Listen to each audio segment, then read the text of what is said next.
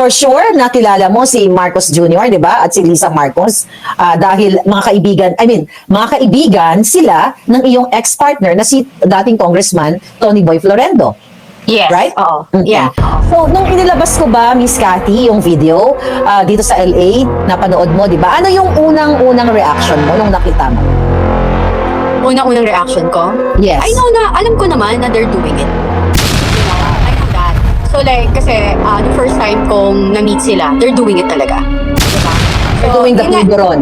Yes, they're doing the pulveron. Ang mga kaibigan ng ex-partner mo, ito nga sila Marcos Jr., sila Lisa, and sila Lagdameo, right? Oo. Oo. So, doon ba sa mga pagkakataon na na-meet mo sila, nagpupulburon talaga sila? Well, sa grupo nila, yes. Oo, lahat sila. Buong magtotropa Puro nagdodroga Walang mabait Lahat dito puro gago Lahat puro nagdo